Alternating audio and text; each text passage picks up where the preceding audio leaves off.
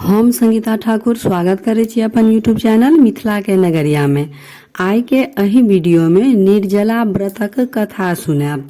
कथा सुना से पहले अगर चैनल पर नया छी तो चैनल के सब्सक्राइब कर लिया आ नोटिफिकेशन से हो ऑन कर लिया ताकि हम कोनो नया वीडियो डालब तो सबसे पहले पहुंचत अहाँ तक। तो चलू आब कथा सुनो। पांडव पुत्र भीम व्यास जी से कहे छथिन, पितामह भ्राता युधिष्ठिर, माता कुंती, द्रौपदी, अर्जुन, नकुल आ सहदेव सब केओ एकादशी के व्रत करे छथि आ हमरो व्रत करे लेल कहे छथि। परंतु पितामह हम हुनका सबके कहि देने छियनि जे हमरा सब पूजा पाठ दान पुण्य करा लिया, लेकिन हमरा सब व्रत कैल नहीं हैत। व्यास जी कहलखिन, भीम मनुष्य के सब एकादशी जरूर करे के चाही। मोक्ष के प्राप्ति लेल भगवान विष्णु के कृपा प्राप्त करना बहुत जरूरी है। ताहि से अहूँ के साल के सब एकादशी करे के चाही। एकादशी के दिन अन्न ग्रहण नहीं करे के चाही।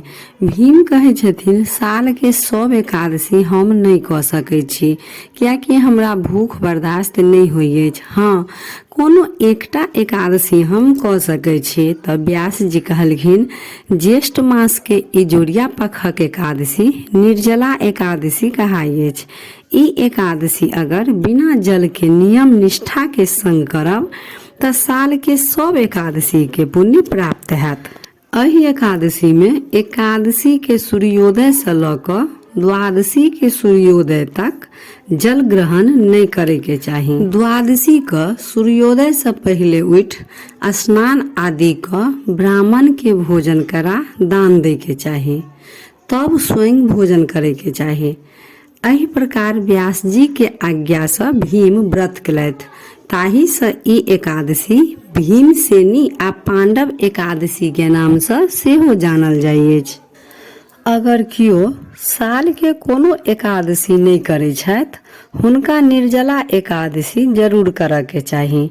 निर्जला एकादशी के व्रत से मनुष्य के हर पाप नष्ट भ मोक्ष के प्राप्ति होइ अछि। तो यह रहा निर्जला व्रतक कथा। कथा सुन कमेंट में ओम नमो भगवते वासुदेवाय जरूर लिखब। आ वीडियो नीक लागल तो लाइक शेयर सब्सक्राइब क के मैथिली भाषा के सपोर्ट जरूर करब। तब फेर उपस्थित होइ छी एकटा नया वीडियो के संग। ताबे तक जय मिथिला, जय मैथिली।